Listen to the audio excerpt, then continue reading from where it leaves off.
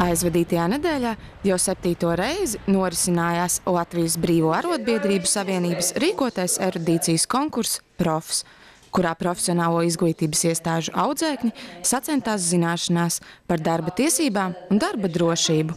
Konkursā piedalījās arī Ogres tehnikums, veiksmīgi pārņemot kādreizējās Ogres amatniecības vidusskolas iesākto tradīciju. Šogad mājās tika pārvesta uzvara. Pats grūtākais bija viņus motivēt dienā strādāt, jo šis ir tāds konkurss, kur, lai sagatavotos, katru dienu bija smagi jāstrādā ar darba likumu, ar darba aizsardzības likumu, dažādiem papildu materiāliem. Tas bija ļoti smags darbs. Es esmu ļoti lepna par Ogres tehnikuma audzēkņiem, skolotājiem, par visiem sadarbības partneriem. Kā mājas darbs komandām tika uzdots sagatavot prezentāciju vai video materiālu par darba tiesību un aizsardzības likumu, kas bija arī konkursa finālā jāprezentē. Ogres tehnikuma audzēkņi ar mērķi efektīvāk uzrunāt publiku izvēlējās veidot video. Filmēt video mēs pieaicinājām profesionāļus, kuri, mēs domājam, ka viņi labāk uzfilmēs. Un tad, noskatoties viņu samontēto video, mēs sapratām, ka tur ir jāpielabo, jo tur daudz kas neatbilda tam, ko mēs bijām iedomājušies. Un tā es visu ņēmu savās rokās un taisīju video. Prezentēja mums mūsu kapteinis, jo tieši viņš arī to visu izdomāja. Viņš labāk to pārzina un viņš to izdarīja vislabāk.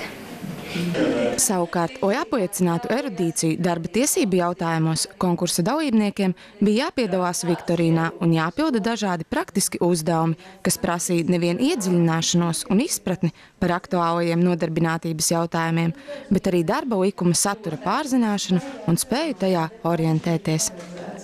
Tātad sākumā varbūt likās grūti, jo tas darba likums un darba tiesības likās kaut kas tāds varbūt svešs.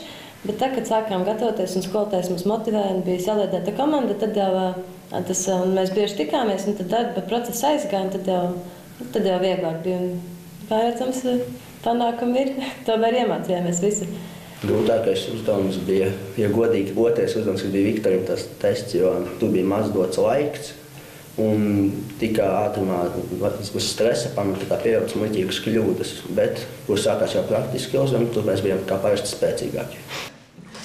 Iegūstot gandrīz maksimālo punktu skaitu, Ogres tehnikuma komanda aiz sevis atstāja Rīgas celtniecības koledžas un Bebrenes profesionālās vidusskolas komandas.